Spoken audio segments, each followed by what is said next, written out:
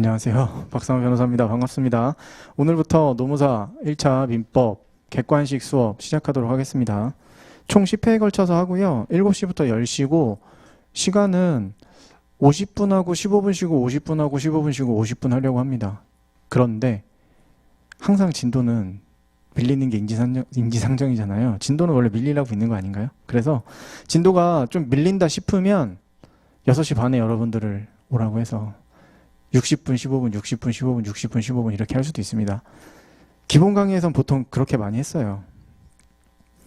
민법이 양이 많습니다. 민법 총칙과 채권법 해서 양이 굉장히 많은데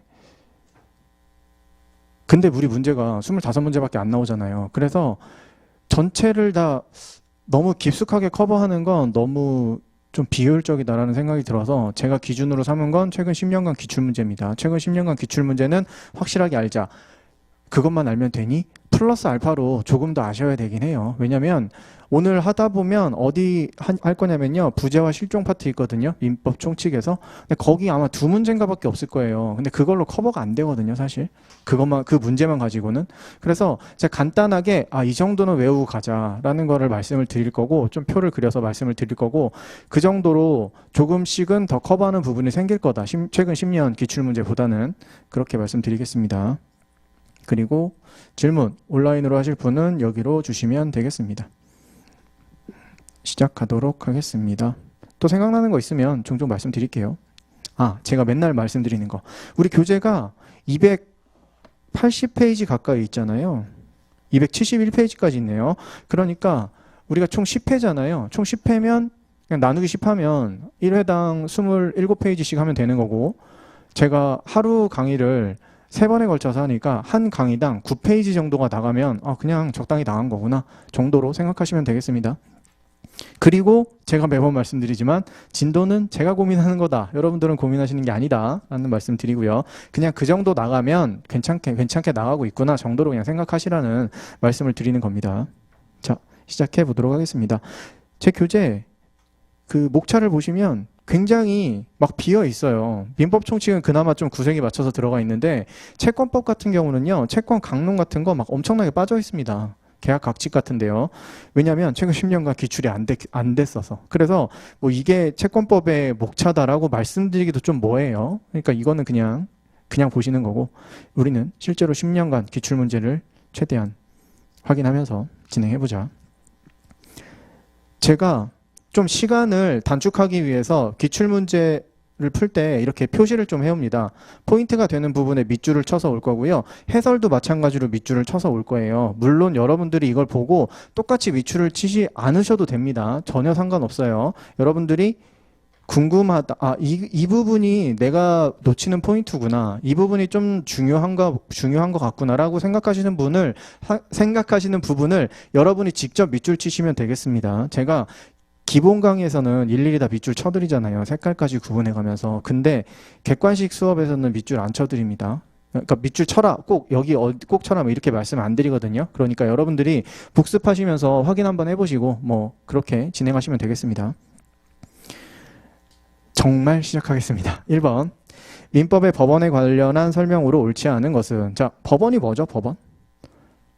민사에 대해서 뭔가 트러블이 생겼습니다. 누가 분쟁이 생긴 거예요. 그러면 어디로 가죠? 우리는 법이잖아요. 법원으로 가야죠. 실제 민사 법원으로 가서 민사 법원에 가서 판결을 해달라라고 하면 민사 법원에서 뭘 가지고 판단하죠? 근거 법을 가지고 판단할 거 아닙니까? 거기서 적용하는 게 바로 법원이라고 보시면 돼요. 민사에 관련해서. 그러면 우리가 가장 단순하게 알 수 있는 게 국회에서 만든 법만 적용되는 거 아니야? 라는 생각을 하실 수도 있겠죠. 그런데 그게 아닙니다. 일단 법원에서 나오는 핵심적인 내용은 뭐죠? 관습법이죠.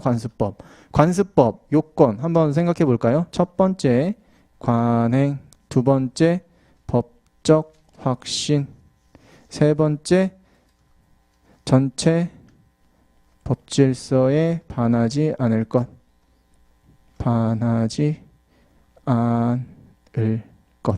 그래서 이거 두 문자로 좀 외우고 계시죠. 관, 확, 전 이렇게 세 개 외우고 계시죠.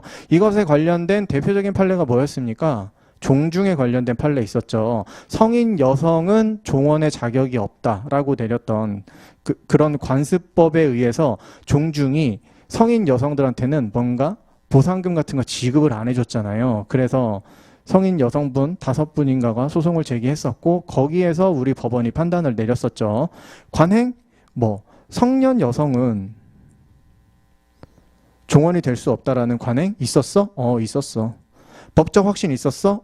있었어. 전체 헌법을 최상위 규범으로 하는 전체 법질서에 반하지 않아? 안 와. 2심에서 이렇게 얘기를 했다고요. 2심에서. 그래서 아직까지 우리나라의 관습법은 성년 남성만 종중원으로 하는구나 라고 봤었는데 대법원이 뭐라고 하죠? 야, 그런 게 어딨어. 요즘 양성평등인데. 관행? 그래, 관행은 있었지. 법적 확신 깨졌음. 헌법을 최상위 규범으로 하는 전체 법질서의 반함. 이렇게 얘기를 했죠. 그래서 관습법, 성년 여성은 종중원이 될 수 없다. 될 수 없음이라는 이런 관습법의 효력을 아예 날려버렸습니다. 그리고 뭐에 의해서 판결을 했죠? 다른 관습법을 가져왔나요? 아니에요. 조리에 의해서 판단을 했습니다. 조리는 뭐죠? 여기서 일반 상식, 양성평등에 의해서 판단을 한 사례입니다. 관습법에 대해서 한번 봤습니다. 자, 볼게요. 일단 성립한 관습법이라도 사회 구성원들이 그 관행의 법적 구속력에 대해 확신을 갖지 않게 되면 그 효력이 부정된다. 두 번째 요건인 확이 깨지면 관습법 효력 부정된다. 너무 쉽죠? 2번. 관습법이 헌법에 위반될 때에는 법원이 그 효력을 부인할 수 있다. 관습법 제일 많이 나오는 게 뭐냐면요. 법원이 직권으로 확정한다라는 얘기가 많이 나올 거예요. 관습법은요. 왜? 법원이라는 거, 민사 법원 말고요. 지금 여기서 이 근원 원자 써서 이 법원이라는 게 뭐라고요? 민사법원이 적용하는 법률이라고요. 그 법률의 원천이 되는 거라고요. 거기에 관습법이라는 게 있는 거고 그거는 누가 판단하는 거다? 법원이 판단하는 겁니다. 우리가 판단하는 게 아니고요. 그래서 법원이 직권으로 판단한다라는 말이 계속 나올 거예요. 그러니까 관습법이 헌법에 위반된다면 어떻게 하겠다? 민사법원이 효력을 부인해버릴 수 있는 겁니다. 관습법에 대해서. 그다음 3번. 민법 제1조에서의 법률은 국회가 제정한 법률만을 의미한다. 여기 나왔죠. 민법 1조. 민법 1조. 민사에 관하여 법률의 규정이 없으면 관습법에 의하고 관습법이 없으면 조리에 의한다. 이것도 나오죠. 법관조. 어떻게 나오죠? 관습법이랑 조리랑 자리 바꿔서 나와요. 법관조입니다. 순서를 알아두셔야 되는 거예요. 일단 첫 번째. 그 다음 두 번째는 뭐예요? 이 이 법률이라는 거. 이 법률이 도대체 뭘 의미하는 거냐? 국회에서 만든 형식적 의미의 법률만을 얘기하는 겁니까? 아니었어요. 뭐까지 다 얘기한다? 조약, 자치법규 등등등 여러 가지를 다 얘기한다라는 거 있었어요. 위에 가서 보도록 하겠습니다. 민법 1조의 법률은 국회 의결을 통해 제정 공포되는 절차를 거치는 형식적 의미에서의 법률뿐만 아니라 명령, 규칙, 조약, 자치법규, 성문법 내지 제정법 전반을 포함한다. 굉장히 넓게 보고 있죠. 다음 4번. 사실인 관습은 그 존재를 당사자가 주장 입증하여야 한다. 이것과 비교해서 관습법은 당사자가 주장 입증하는 게 아니고 누가 판단한다? 법원이 직권으로 확정한다가 두 개가 비교해서 계속 나오고 있어요. 되게 중요한 겁니다. 사실인 관습이 뭐예요? 근데 사실인 관습. 사실인 관습은 국룰입니다. 여러분들이 흔하게 생각하시는 국룰이라고 생각하시면 돼요. 뭐가 있을까요?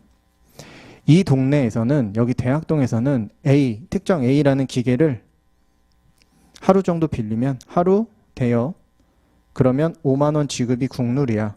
이런 국룰이 있다고 해볼게요. 어디 성문화 되어 있는 건 아니에요. 이 동네에 이 A 기계를 대여하는 업종에서는 그냥 그게 어느 정도 통용되고 있는 거야. 그러면 갑과 을이 빌립니다. 실제로 A 기계를 갑이 을한테 빌려줬어요. 갑이 을한테 빌려주면서 이렇게 얘기를 합니다. 야, 이거 하루에 10만 원이야. 가능합니까? 네. 가능해요. 당사자들끼리 그렇게 계약을 하겠다는데 갑은 뭐라고 얘기할까요? 야, 내 A 기계는 완전 새 거고 되게 좋은 거야. 산지 얼마 안 된 거야. 그러니까 나 10만 원 받아야겠어. 오케이, 알겠어. 사적 자체의 원칙에 의해서 가능합니다. 두 번째, 갑이 을에게 A 빌려주면서 야 그냥 너랑 나랑 친하니까 그냥 가져가서 써. 무료로 빌려줄게. 가능합니까? 네. 사적 자체의 원칙에서 가능하다니까요. 둘 사이에서 트러블이 생겼습니다. 이런 경우 트러블, 이런 경우 트러블. 법원에 갔죠. 어떤 법을 적용해야 될까요? 우리 법원은. 이거 유상으로 빌렸죠. 10만 원짜리. 그쵸? 그러면 뭘 적용합니까? 임대차 규정을 적용합니다. 예, 무상으로 빌렸죠? 무상이면 사용대차 규정을 적용합니다. 여기까지 이해되시죠? 둘 사이에서 그렇게 계약을 했어. 유상으로 빌렸으면 이 빌린 성격에 따라서 관련된 법조문을 가져다 써야 되는 거예요. 무상이면 사용대차, 유상이면 임대차 가져다 쓰겠다. 그런데 문제는 뭡니까? 갑과 을이 빌리면서 아무 얘기도 안 하고 그냥 빌려갔어. 내가 빌려갈게. 그래 가져가 라고 했습니다. 그러면 트러블이 생겼을 때 임대차 규정을 적용해야 될까요? 사용대차 규정을 적용해야 될까요? 모르잖아요. 그쵸? 왜? 둘 사이에서 어떤 합의가 이루어진 게 없으니까. 그럴 때 개입되는 게 뭐죠? 국룰이죠. 니네는 이 동네에서는 A 기계 하루 빌리면 한 5만 원 정도라는 국룰이 있어. 그러니까 니네끼리 아무런 합의도 없이 그냥 빌리고 빌려갔으면 그 국룰 적용할 거야 라는 거예요. 그게 바로 뭐다? 그게 바로 사실인 관습이에요. 하루 일당 5만 원이라는 게. 그러면 그게 적용된다라는 건 얘를 유상으로 보겠다. 그래서 임대차를 적용하겠다라는 겁니다. 사실인 관습은요. 재판의 규범이 되는 게 아니에요. 이 당사자들 사이에 행위를 밝히는 겁니다. 도대체 이 행위가 뭔지에 대해서 밝히는 거예요. 이해가 좀 되세요? 관습법이랑 다릅니다. 관습법은 여기에 직접 트러블이 생겼을 때 직접 작용해서 법으로 적용을 하게 되는 거예요. 이런 관습법이 있으니까 이런 관습법에 의해서 판결을 내릴 거야. 라면 사실인 관습은 니네 둘의 행위가 좀 불분명하다. 그래서 내가 어떻게 해야 될지 잘 모르겠어. 그런데 여기는 사실인 관습이라는 국룰이 있어. 그러니까 그걸 적용해서 니네 행위를 분석해 보니까 니네 행위는 임대차구나. 그러면 임대차 법률 가져와야지. 이렇게 되는 거예요. 좀 이해가 되시죠? 사실인 관습과 관습법의 차이 한번 말씀드렸고 시험에 자주 나오는 건 뭐다? 사실인 관습은 당사자가 주장 입증, 관습법은 법원의 직권으로. 이게 시험에 잘 나와요. 사실인 관습이 뭔지 궁금하실 거니까 그래서 설명을 드렸고요. 5번 임의 규정과 다른 관습이 있는 경우에 당사자의 의사가 명확하지 아니한 때에는 그 관습에 의한다 라는 말 105조 106조 105조 106조에 보시면요. 임의 규정과 뭐가 붙죠? 관습이 붙어요. 그럼 누가 이기죠? 관습이 이깁니다. 그리고 임의 규정과 또 뭐가 붙죠? 뭐지? 105조 106조에서? 네? 당사자 의사인가요? 이게 붙으면 또 의사가 이겨요. 즉 임의 규정이 제일 쩌리 규정 아시겠죠? 이런 법조문도 그대로 시험에 나오니까 잘 알아두시면 되겠습니다. 여기 나오죠? 선량한 풍속 기타 사회 질서에 관계없는 규정. 얘가 바로 임의 규정이라고 합니다. 이런 걸 임의 규정이라고 해요. 반대말은 강행 규정이겠죠? 그렇죠? 1번 받고 이제 2번으로 넘어가겠습니다. 관습법 등에 관한 설명으로 옳지 않은 것은 1번 관습법상 미분리 과실에 관한 공시 방법이 인정된다. 실제로 관습법 뭐 있는데? 라고 물어보시면 이런 거 있다 라고 얘기하는데 대표적인 애가 바로 이런 거예요. 명인방법. 미분리 과실에 관한 공시 방법이라는 게 명인방법이거든요. 이게 뭔데? 수목의 집단이나 미분리 과실을 토지와 독립하여 처분할 때 하는 공시 방법이래요. 뭐지? 미분리 과실이 뭐죠? 땅이 있습니다. 토지가 있어요. 여기에 나무가 이렇게 있겠죠? 나무에 과실이 이렇게 달리잖아요. 그러면 이 과실은 누구 거예요? 달려있는 상태에서 대원칙. 과실은 나무에 달려있으니까 나무 소유자 겁니다. 나무는 땅에 박혀있으니까 땅 소유자 거예요. 그래서 결국에 과실의 소유자는 땅 소유자께 됩니다. 이게 대원칙이에요. 근데 여러분들이 어디 땅을 임대해서 그 과실만 따로 나무를 심어서 여러분들이 과수원을 예를 들어 한다 해보세요. 근데 그 땅은 여러분께 아니야. 그러면 어떻게 해야 되죠? 그 과실은 그 나무는 제 겁니다라고 표시를 해야 될 거 아니에요. 울타리를 치고 그쵸? 이 과실은 내 거다라고 사과에다가 이렇게 띠를 두르고 이런 걸 하는 거 아닙니까? 그게 바로 명인 방법이에요. 그렇게 하면 대원칙은 뭐였다? 얘는 나무에 달렸으니까 나무 소유자 거, 나무가 토지에 박혀 있으니까 토지 소유자가 과실까지 다 가져가는 게 대원칙이지만 이렇게 울타리를 쳐서 여기 나무 달려있는 과실은 제 겁니다 라고 다 써놓으면 그 사람께 된다는 겁니다. 그런 걸 관습법으로 인정하고 있는 거예요. 어디 뭐가 없다? 성문법으로 어디 규정이 없어. 그런 거에 관련돼서. 그래서 관습법으로 인정하는 겁니다. 명인 방법이라는 거예요. 그게. 나중에 권리의 객체에서 한 번 더 나오니까 거기서 또 설명드릴게요. 수목 맨날 나오는 거죠. 이거 수목도. 2번 공동선조와 성과 본을 같이 하는 후손인 여성은 성년이 되면 종중의 구성원 되죠. 아까 전에 말씀드렸던 바로 그 판례. 3번 관습법이 법규범으로서 효력이 인정되기 위해서는 전체 법질서에 부합하여야 한다. 전, 관확전에서 전. 관습법의 성립 요건, 관확전에서 전 얘기하고 있는 겁니다. 그 다음 4번 민사에 관하여 법률의 규정이 없으면 조리? 아니죠. 법관조. 순서 중요하다고 말씀드렸죠. 이런 것도 나옵니다. 이게 바로 민법 1조. 5번 관습법은 사회에 거듭된 관행이 사회 구성원의 법적 확신에 의하여 법규범으로 승인된 것이다. 이게 바로 두 번째 요건인 확이죠. 확. 관확전에서 확. 그래서 한번 잘 읽어보세요. 관습법은 너무 쉬워요. 뭐 별게 없어. 관확전 알면 되고 관습법은 법원의 직권으로 확정하는 거다라는 거 알면 돼. 거의 뭐 다른 게 별거 없습니다. 그리고 뭐 종중원, 성년 여성은 당연히 종중원이 된다. 이런 것도 너무 이제는 상식으로 다 알고 계실 거고요. 넘어가겠습니다. 2번 권리 2장 1번 신의성실의 원칙에 관한 설명으로 옳지 않은 것은 1번 신의 측은 당사자의 주장이 없더라도 법원이 직권으로 그 위반 여부를 판단할 수 있다. 자, 신의 측입니다. 신의성실의 원칙도 마찬가지로 법원이 직권으로 판단할 수 있습니다. 신의 측도요. 신의 측을 그냥 한 줄로 간단하게 설명해서 얘기하면 그게 뭘까요? 1조가 뭐였죠? 야, 우리 법원이 니네가 민사적으로 트러블이 생기잖아. 그러면 법률, 관습법, 조리에 따라서 판단할 거야. 그러니까 재판을 거부하지 않겠다라는 거죠. 법률이 비어 있더라도 관습법 가져와서 볼 거고 관습법도 없으면 조리라는 사회 상식 같은 걸 가지고 와서 어쨌든 판단해 주겠다가 1조였어요. 그럼 2조는 뭐야?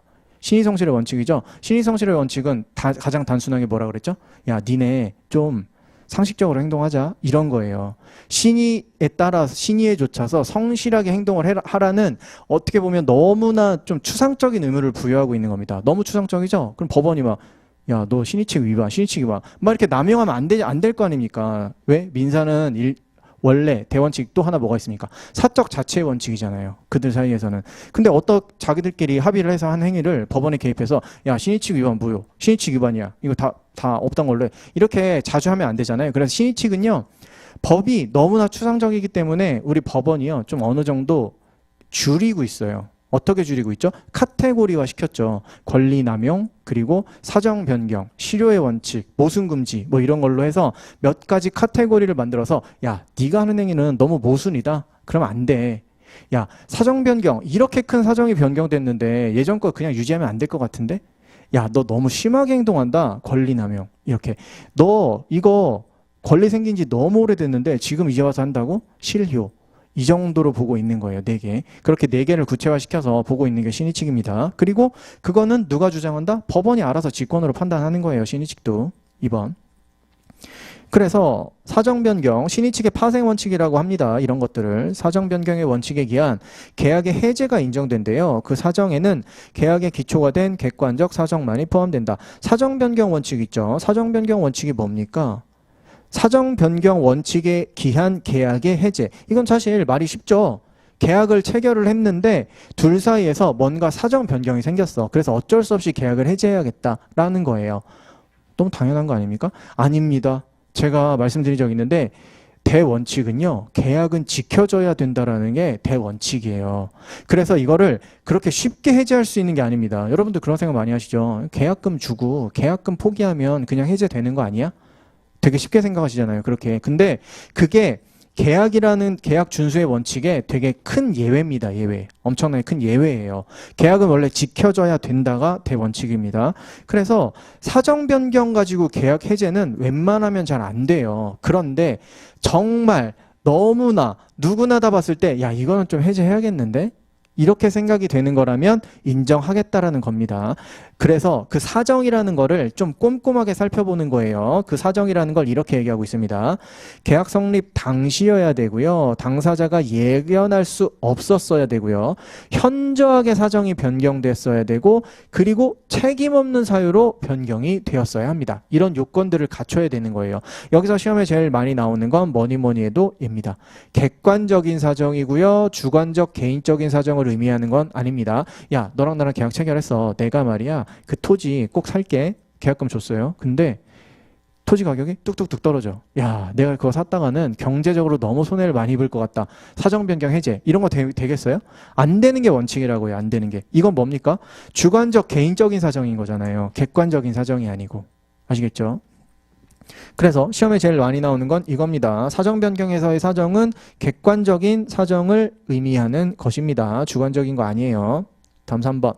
임대차 계약에 차임을 증액하지 않기로 하는 특약이 있었습니다. 그런데 그럼에도 불구하고 특약을 그대로 유지시키는 것이 신의 측에 반한다고 인정될 정도의 사정 변경이 있다라면 임대인에게는 차임 증액 청구가 인정될 수 있다. 이해되시죠? 이건 읽으면서 그냥 이해되시죠? 되게 자주 나오는 사례거든요.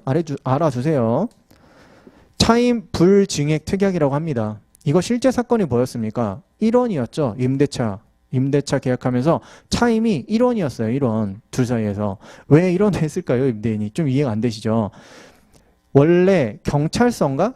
어떤 특정 갑소유 땅을 경찰서를 져가지고 있었던 거예요. 그래서 이 사람이 야, 좀 나가야겠다. 니네 나가야 돼. 이렇게 얘기를 하니까 옆으로 조금만 빼줄게. 대신 여기 임대해줘. 뭐 이래가지고 아 그래 알았어. 그럼 거기 임대차 계약 체결하는데 내가 거의 무료로 쓰게 해줄게. 라고 해서 1원으로 체결한 거예요. 그리고 나중에 좀 시간이 지나 보니까 아 1원은 진짜 말도 안 되는 것 같아. 그래서 야 1원이 말이 되냐? 차임 증액할게. 사정 변경이 생겼어. 이렇게 얘기를 하는 사례거든요. 법원이 인정했을까요? 인정 안 했습니다.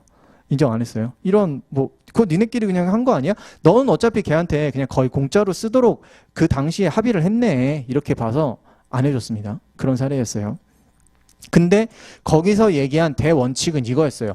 만약에 차임 불증액 특약이 있더라도 현저하게 사정 변경 생기면 당연히 증액은 가능해. 하지만 이 사건은 아니란다. 이렇게 얘기한 사례입니다. 4번. 채무자가 소멸시효 완성을 주장하는 것은 신의 측에 반하여 권리남용으로 될 여지가 없습니까? 소멸시효 완성은 채무자가 주장하는 게 맞아요? 맞아요. 채권자, 채무자 이렇게 있죠. 뭐가 있죠? A채권, 돈을 빌렸다고 해볼게요. 채무자는 뭐만 기다리고 있습니까? 10년이 흘러가기만 기다리고 있죠. 왜? 10년 지나면 일반 채권의 소멸시효는 10년이니까 10년만 지나면 A채권이 사라져서 더 이상 돈 안 갚아도 되는 거 아닙니까? 그쵸? 그러니까 채무자가 이득인 건 맞아요. 소멸시효 완성을 주장하는 건 채무자가 맞습니다. 일단. 그런데 채무자가 소멸시효 완성을 주장하는 게 신의 측에 반해서 권리남용으로 될 여지가 있대요. 아니 왜?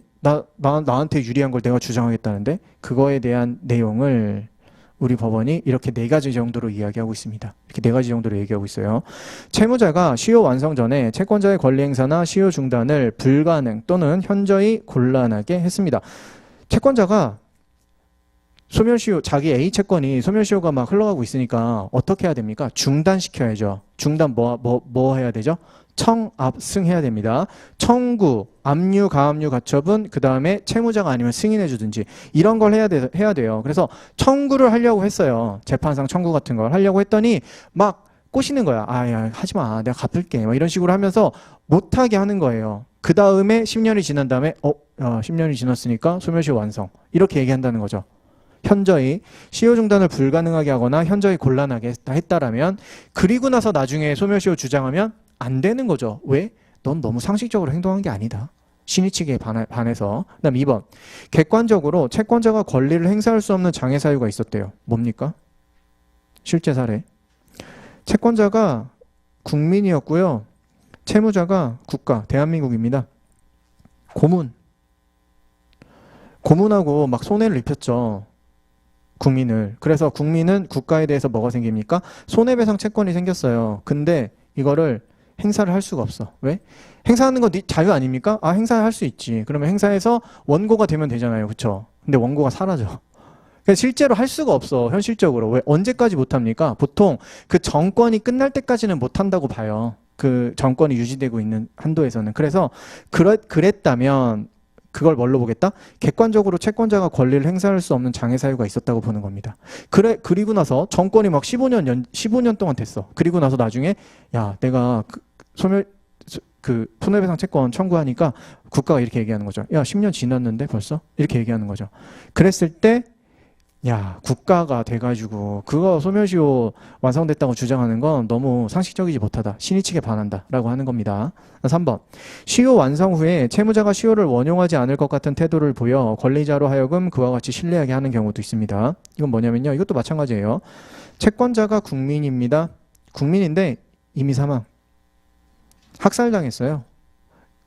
6.25 때. 6.25 때. 국가로부터 학살을 당했습니다. 그런 일들 많았잖아요.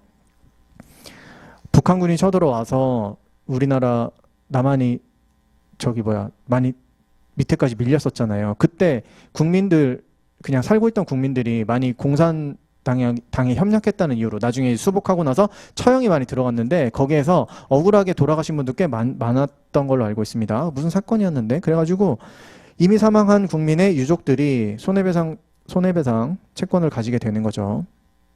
근데 이거 언제 돌아가셨을까요? 뭐 50년에서 53년 사이에 돌아가시지 않았을까요? 그죠? 그리고 나서 손해배상 채권 언제 행사합니까? 뭐 80년, 90년 막 이때 행사하시려고 하는 거예요. 그러니까 국가 뭐라 그래요? 소멸시효 완성됐다. 라고 얘기를 하기 전에 국가에서 먼저 시작을 했어. 뭐 어떻게 시작했냐면 야, 그때 당시에 돌아가신 분들 너무 억울하게 돌아가셨으니까 우리가 특별법을 만들어서 구제를 해주자. 라고 해서 특별법을 막 만듭니다. 국가에서 특별법을 막 만들어요. 구제해줘야겠다. 그리고 나서 나중에 유족들이 특별법 처음에 제정. 거의 이게 2000년대였을 거예요. 그 다음에 유족들이 손해배상 채권을 청구를 합니다. 그러니까 갑자기 국가가 이런 얘기를 하는 거예요. 소시완성. 알고 보니 소시완성. 이러면 될까요? 이러면 안 되죠. 특별법 제정이라는 게 뭡니까? 시효가 완성됐지만 국가인 채무자가 시효를 원용하지 않을 것 같은 태도를 보여서 권리자로 하여금 그와 같이 신뢰하게 했잖아요. 그리고 나서 나중에 야, 소멸시효 완성이었다 알고 보니까. 이게 말이 안 되는 거 아닙니까? 그래서 채무자가 소멸시효 완성을 원용할 수 없는 경우들을 보고 있는 겁니다. 원래 당연히 할 수 있는 거예요. 채무자는 내가 나한테 너무나 유리한 거니까. 그런데 이런 경우에는 안 된다라는 걸 얘기하는 겁니다. 그 다음 4번. 채권자 보호의 필요성이 크고 이런 경우도 채권자의 보호의 필요성은 크죠. 같은 조건의 다른 채권자가 채무의 변제를 수령하는 등의 사정이 있어 채무 이행의 거절을 인정하면 현저히 부당하거나 불공평하게 됨. 이거는 다른 사람한테 줬는데 왜 나한텐? 뭐 이 정도로 생각하셔도 되겠습니다. 그래서 이게 바로 소멸시효 완성을 주장하는데 채무자가 소멸시효 완성을 주장하는 건 너무나 당연하고 자기의 권리 행사인데 그럼에도 불구하고 신의 측에 반해서 권리 남용으로 될 여지는 있는 겁니다. 그런 4가지 사유들이 발생한다면요. 아시겠죠? 이거 4가지 사유 다 알아야 될까요? 그 정도까지는 아닌 것 같은데 그냥 여기 얘를 이거 이따가 봤습니다.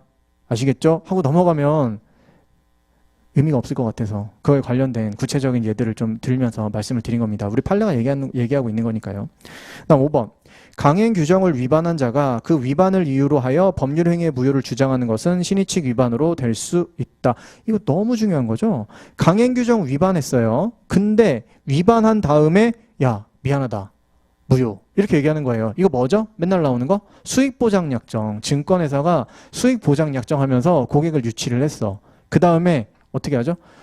수익이 잘 났으면 수익이 잘 나왔으면 아무 문제가 없어. 결국에는 원금 까먹었죠. 원금 까먹고서 어떻게 하는 겁니까? 야, 미안하다. 원금 까먹었다. 그래서 원금 까먹은 거 그대로 주잖아요. 고객이 뭐라 그래?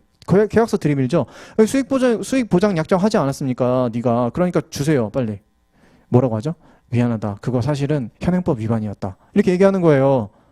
헐 이러면서 야, 그거 신의칙 위반 아니야? 네가 해준다고 해놓고 이제 와서 안 해준대? 라고 소송을 제기해보니까 법원이 뭐라고 그랬죠? 그럴 수도 있어. 왜? 그 증권거래법 있잖아요. 수익보장약정이라는 거를 금지하고 있는 증권거래법. 걔가 뭐를 지키고 있는 겁니까? 자본시장, 증권시장이라는 본질에 대해서 공익을 지키고 있는 거 아니에요. 그쵸? 그러니까 그것까지 위반하면서 너네 둘 사이에 강행법규를 위반하면서까지 손실을 보장해 주는 거는 아니다 이렇게 판단을 한 거죠. 이게 되게 많죠. 사례가 학교 부지를 가지고 계신 교장 선생님입니다. 교장 선생님이 뭐 하죠? 학교 부지를 담보로 제공하죠. 그러면서 돈을 빌려요. 이거 그냥 하면 됩니까? 안 돼요. 관할교육청에 허가를 받고선 해야 돼요. 허가 잘 안 해주겠죠, 당연히. 어쨌든 그런 거 안 하고 돈을 일단 빌려요. 돈 일단 빌린 다음에 저당권 설정해놨죠. 학교 소유 토지에다가. 그리고 나서 야, 돈 안 갚아? 너 저당권 확 실행해버린다. 채권자가 막 이래요. 그러니까 채무자 학교장님이 뭐라고 하시는 겁니까? 야, 미안, 이거 저당권 말소 좀 해줘야겠다, 이러는 거예요. 그래, 돈 갚아, 말소해줄게. 야, 미안, 돈은 못 갚고 일단 말소는 해야겠어. 얼마나 황당해요, 채권자로서는. 그죠? 아니, 왜? 알고 보니까 우리 사학법에서 그런 거 하면 안 된대, 이렇게 얘기하는 거예요. 돈은 이미 다 빌려놓고.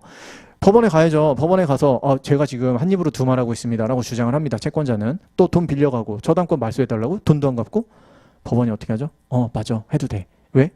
그 토지가 교육에 제공된 토지잖아요. 그러니까 공익을 엄청나게 중요하게 생각하는 겁니다. 아시겠죠? 그러니까 자기가 틀림없이 신의칙에 위반한 행위를 해놓고선, 강행법규에 위반한 행위를 해놓고선 나중에 야, 미안하다, 내가 한 행위가 신의칙 위반으로 무효다 라고 주장하는 거 가능해요. 아시겠죠? 잘 나오는 거, 자주 나오는 거.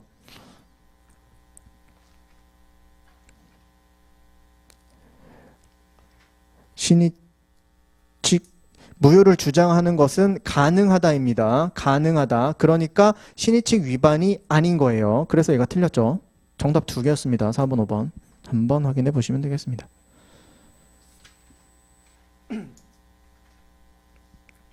2번. 사건과 그 성격이 올바르게 연결되지 않은 것은 1번 물권, 지배권. 물권 뭐라고 생각하라고 말씀드렸죠? 소유권이라고 생각하라고 말씀드렸죠? 소유권의 가장 핵심은 당연히 지배권입니다. 그 다음 2번 제한 능력자의 취소권. 제한 능력자의 취소권. 오늘 여기 들어갈 건데 미성년자가 거래하죠, 상대방이랑. 내가 가진 핸드폰을 팔겠어. X 매도. 당근으로 팔았어요. 그리고 나서 뭐 하죠? 괜히 팔았다. 더 비싸게 팔 수 있었는데 라고 하면서 취소합니다 라고 얘기하는 거죠. 네가 팔아놓고 네가 취소한다고? 가능해요? 네, 가능하죠. 미성년자임에도 가능합니다. 그리고 상대방의 동의 필요합니까? 동의 필요 없어요. 미성년자가 그냥 취소한다라고 하면 그냥 취소하고 끝이에요. 취소한다라고 얘기하는 순간 그 거래는 그냥 취소가 된 겁니다. 그래서 돌려줄 의무, 물건을 돌려줄 의무, 상대방 돈 받은 쪽에서는 돈을 돌려줘야 될 의무가 바로 생겨버리는 거예요. 뭐다?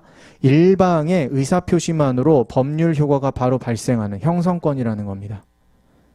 매매 예약의 완결권도 형성권이에요. 매매 예약 뭐죠? 여기서 매매 예약하죠. 내가 지금 매수인 얘기합니다. 내가 지금 돈이 없다. 내가 10억짜리 지금 네 거 토지 살려고 하는데 지금 1,000만 원밖에 없네. 나중에 요때 한 달 안에 돈 가져올게. 그때 계약하자 라고 얘기하는 겁니다. 그게 매매 예약이라고 보시면 돼요. 그리고 나서 매매 예약 그럼 왜 하는 거야 도대체? 그냥 거래 계약서 쓰면서 거래 체결해버리면 되는 거 아니에요? 매매 예약이라는 건 어떻게 보냐면, 그래서 매수인에게 매매 예약 완결권을 준다라는 개념으로 우리가 해석을 합니다. 둘 사이에 매매 예약을 하면서 이렇게 둘 사이에서 거래를 하는 거예요. 매수인 내가 한 달 안에 너한테 의사표시를 해서 X토지 매매 계약을 체결시킬게 라는 거예요. 그래서 매수인이 한 달 안에 언제든지 그 친구한테 매도인한테 돈을 주고 매도인한테 돈을 준다는 의사표시를 하는 순간 계약이 체결되게 되는 거예요. 이것도 형성권입니다. 매수인의 일방적인 의사표시만으로 매매 계약을 체결시켜버리는 형성권. 동시이행의 항변권, 연기적 항변권이라고 하죠. 항변권은 뭐죠? 막는 거 아닙니까? 상대방의 권리 행사를 막는 거죠. 뭐가 있음을 이유로? 나도 너한테 청구할 수 있는 권리가 있음을 이유로. 뭐죠? 대표적인 거. 매도.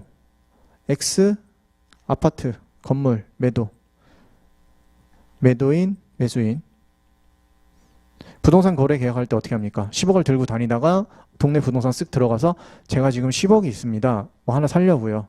그러세요? 제가 보니까 여기 10억 이하 매물이 이렇게 있네요. 자, 하나 골라서 사세요. 알겠습니다.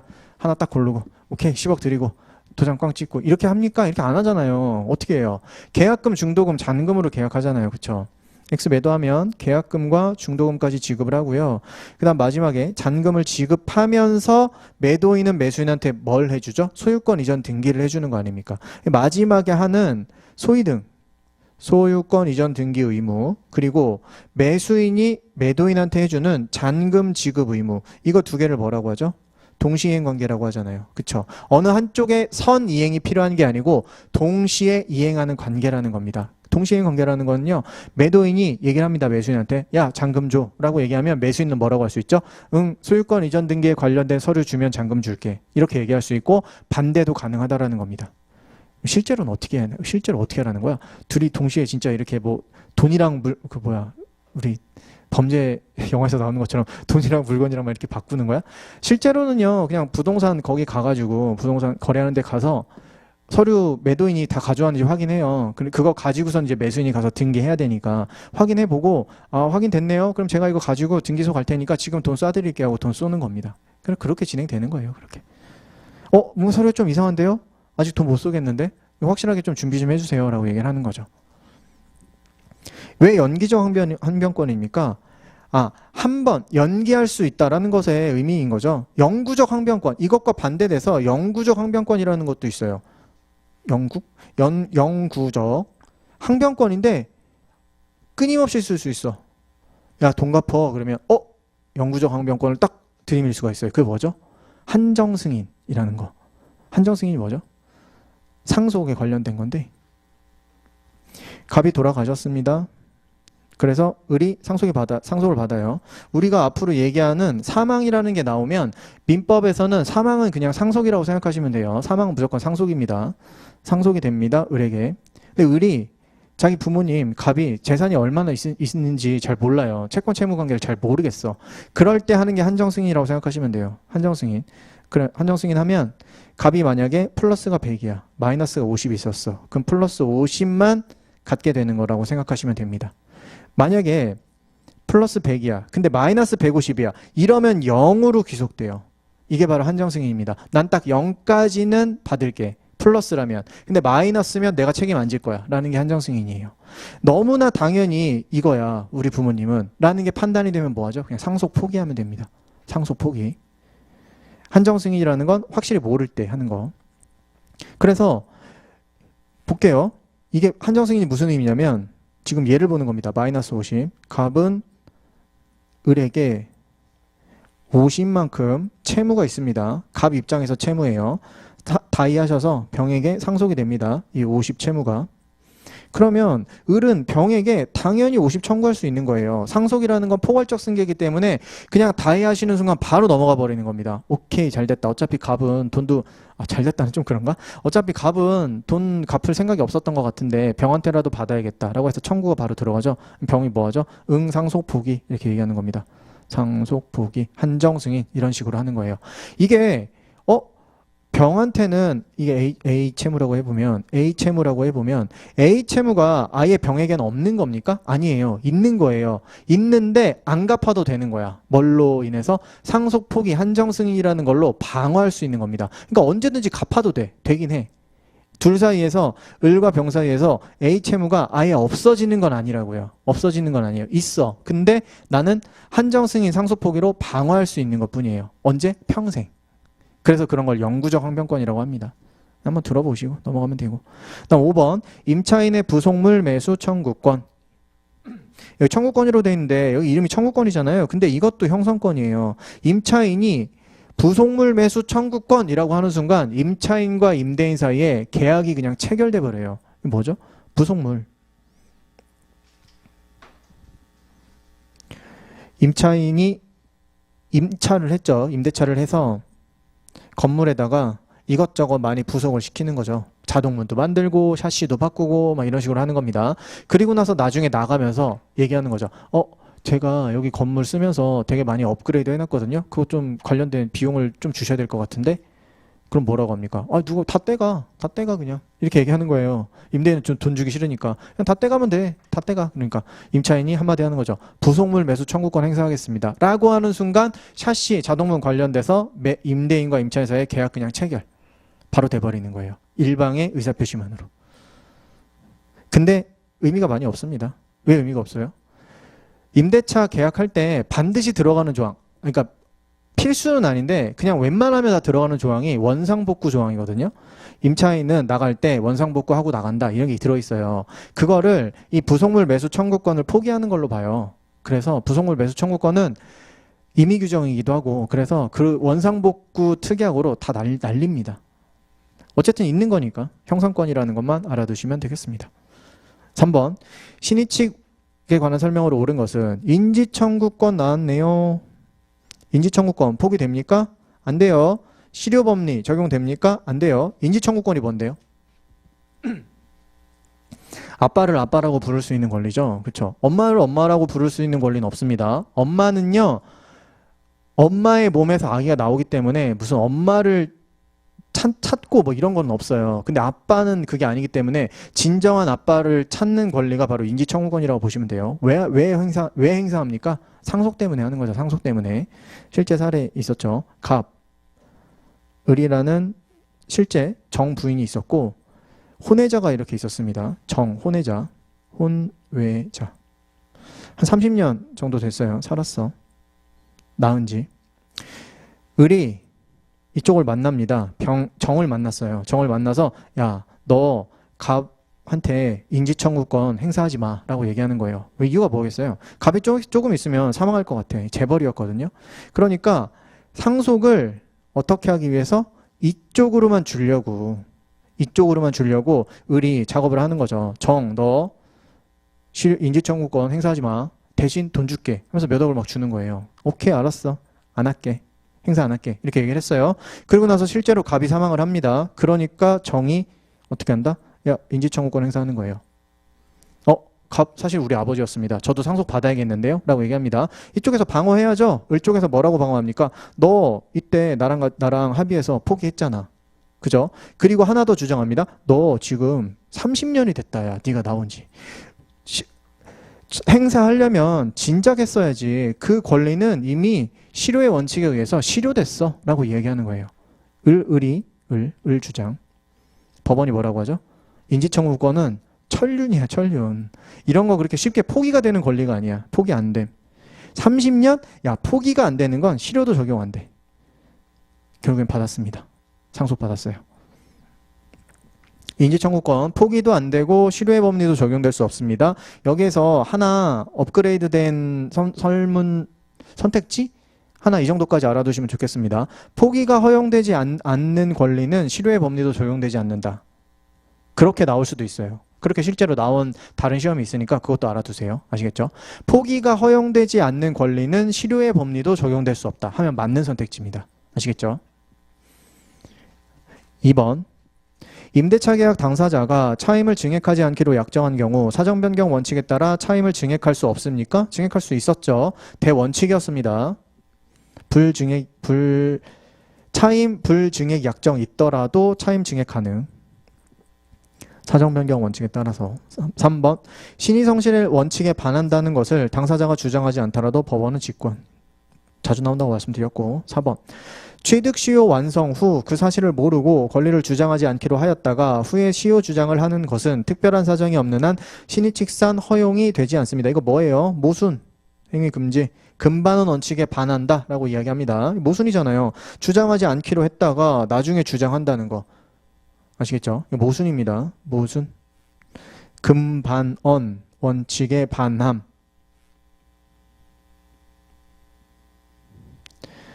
5번 강행법규를 위반한 약정을 한 사람이 스스로 그 약정의 무효를 주장하는 것은 신의칙상 허용되지 않는다. 이거 또 나왔네요. 강행법규 위반해서 강행법규 위반한 약정. 이거 뭐라고 그랬죠? 수익보장 약정. 한 사람이 야, 내가 한 수익보장 약정은 무효야. 가능? 가능. 허용되지 않는다가 아닙니다. 이 뒤쪽이 틀렸죠. 똑같은 게 계속 나오고 있다는 게 좀 보이세요? 10년간 우리 시험이 25문제밖에 안 됨에도 불구하고 중복되는 선택지가 꽤 보이죠. 그쵸?